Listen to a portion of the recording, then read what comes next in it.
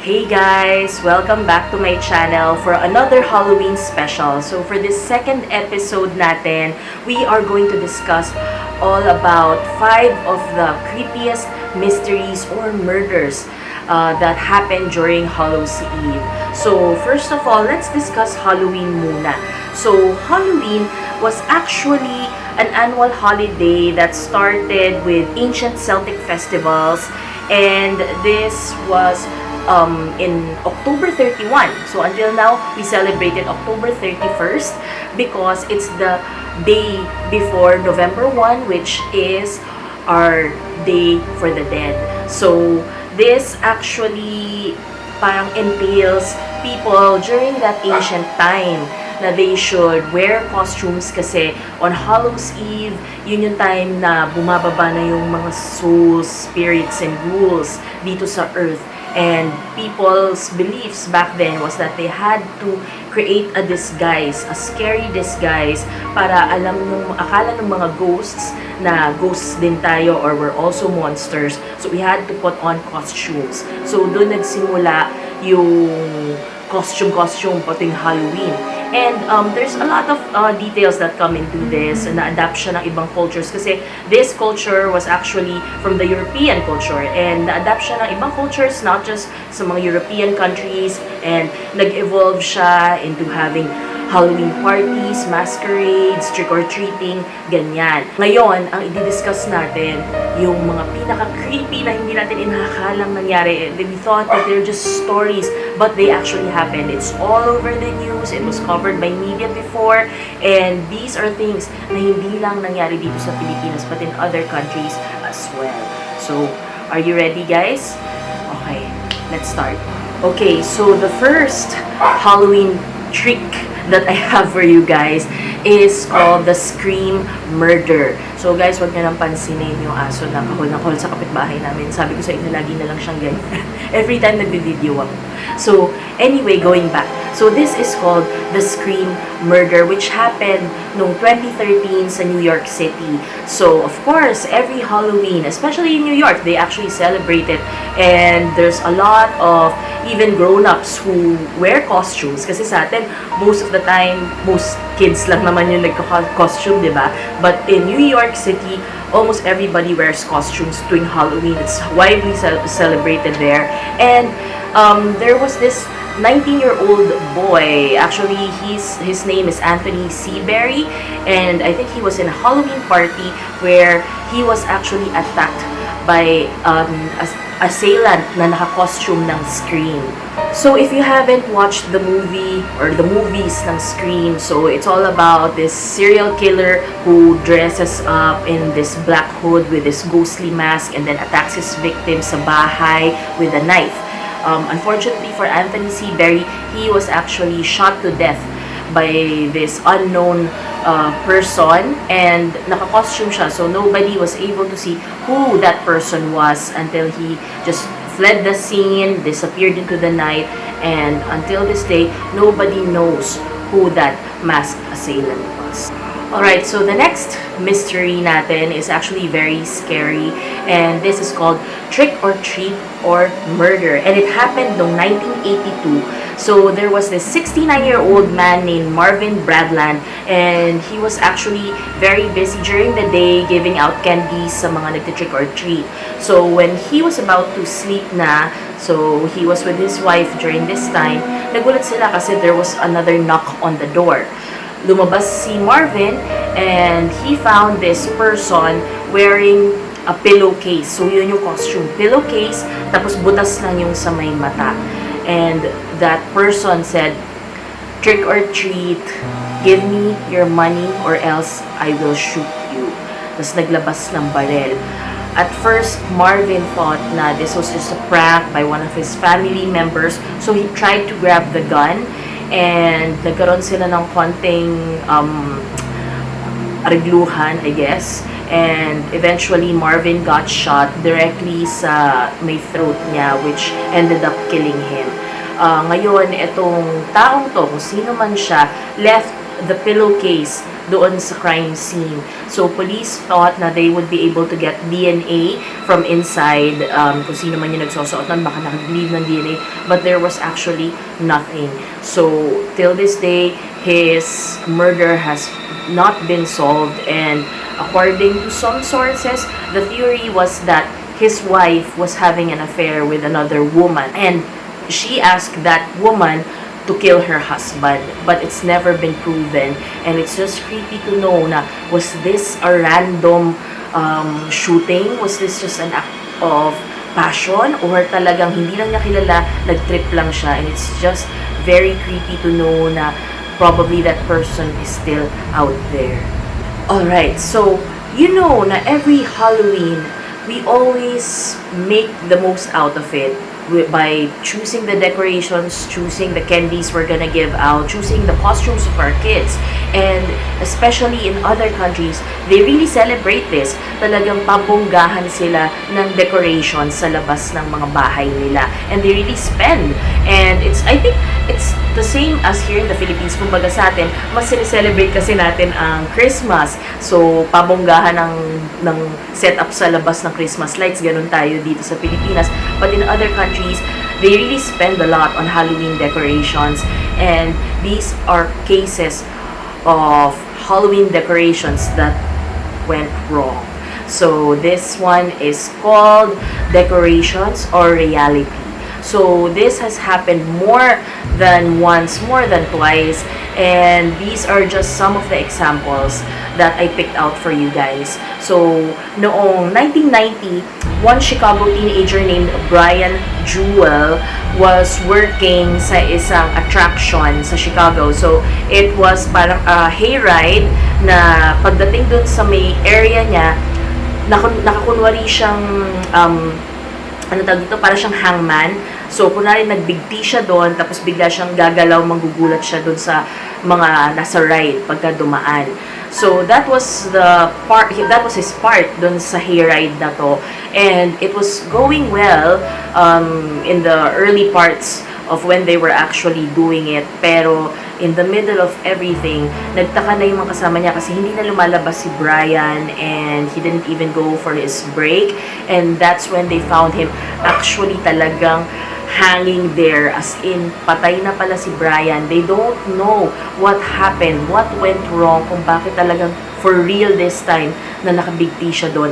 So, a lot of the people who was actually in that ride, they were just going for the ride, they just thought na Brian was a decoration, but he was actually dead. And that's very, very creepy. And it wasn't solved actually, na they didn't know why that happened. They didn't know kung meron bang foul play. Sabi nila, I don't think so, wala. Maybe there's just something that happened with his harness, but it's just very, very creepy.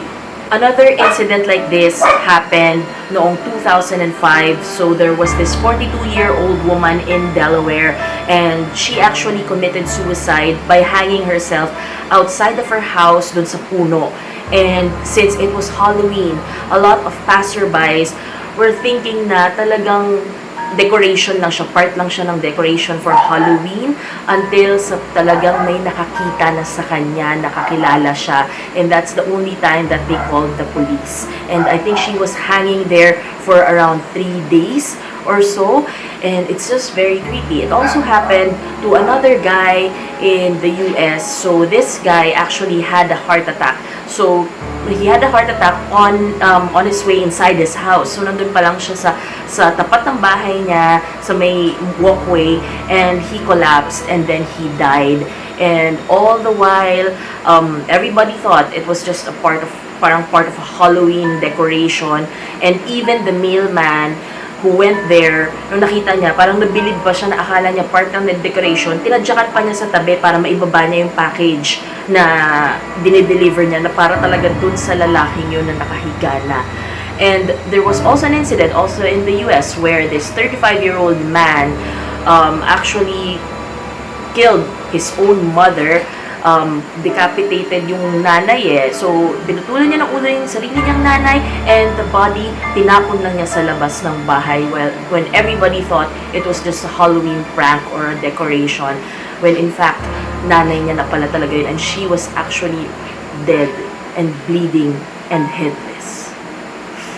Okay, this next one is really, really creepy, guys. And I'm really sorry kasi hindi ako maglalagay ng photo.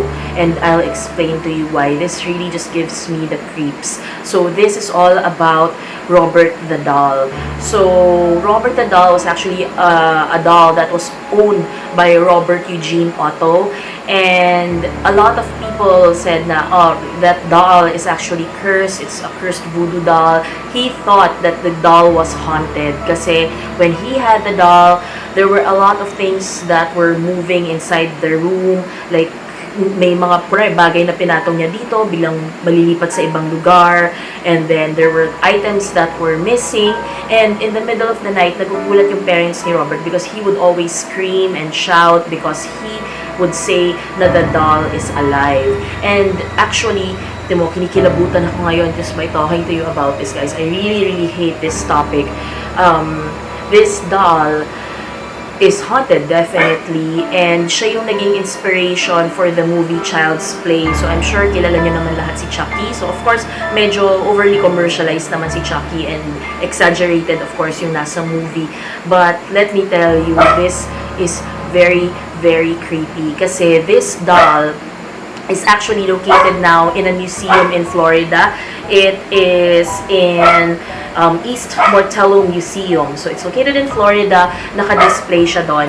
And let me tell you guys na etong doll na to, lahat ng humandle sa doll na to actually suffered tragic deaths. So, from the person who got this doll, from the person who transported this doll, to the person na naglagay sa kanya dito sa museum na to, this doll just caused them bad luck. And they eventually died of different causes. And it's just very creepy kasi most of them are young. They're not really old people. They're capable of working. It's part of their job. And a lot of people who go to this museum, kasi naka-display siya doon, a lot of these people who go to this museum claim na when they look at the doll, they feel sick. Yung iba bigla lang sumusuka. Yung iba, they just suddenly feel really, really bad. And some even say na even looking at the doll's photo would cause you the same thing. And the reason why I'm really scared about this doll, guys, is because during the time that I learned about this doll, I was actually in Vietnam.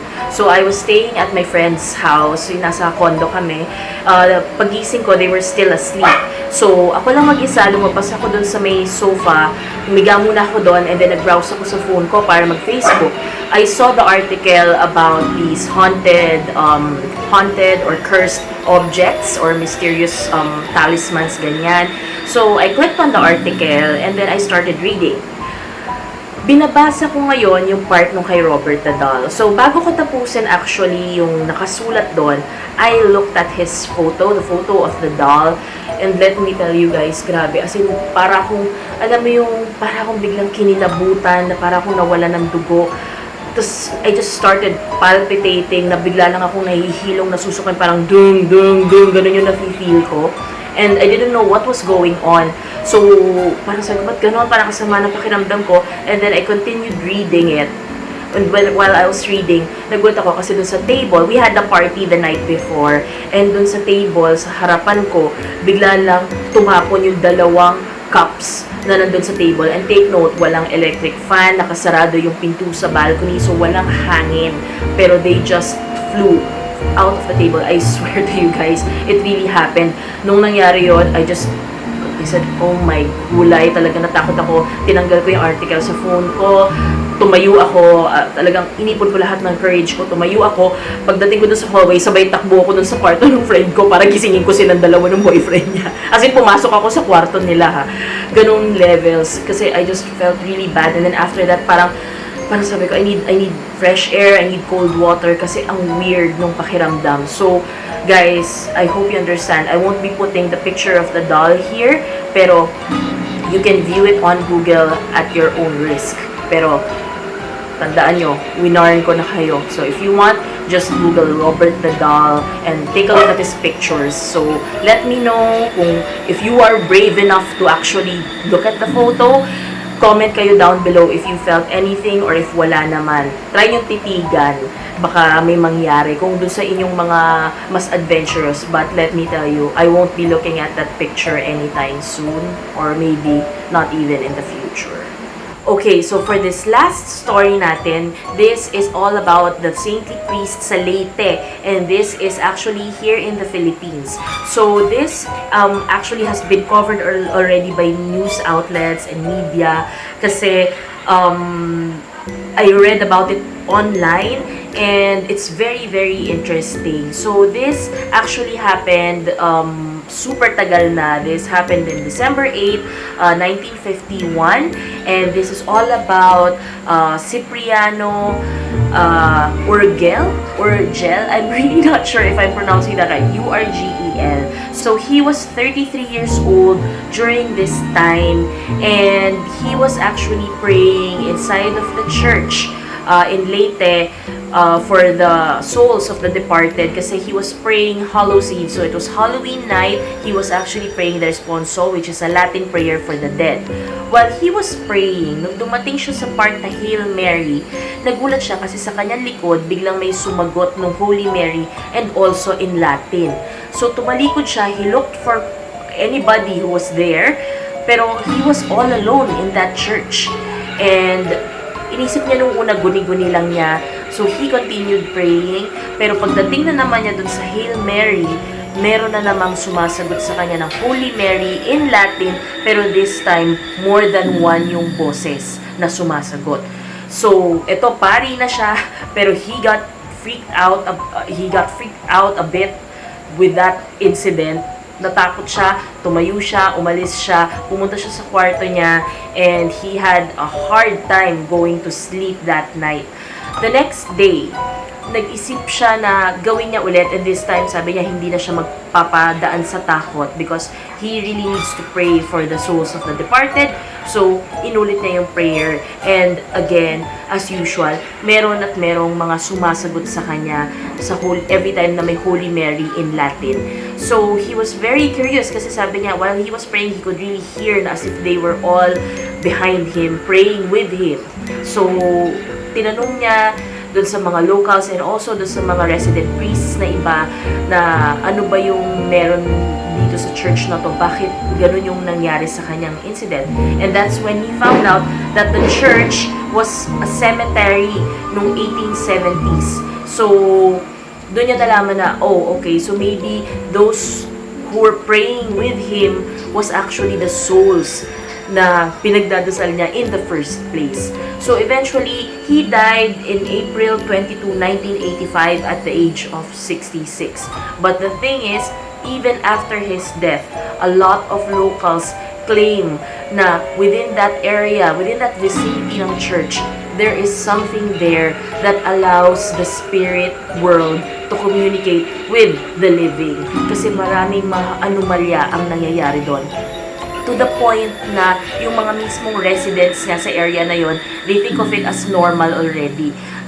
There are nights na they would hear wailing and parang mga daing ng mga mysterious voices sa church kahit walang tao doon.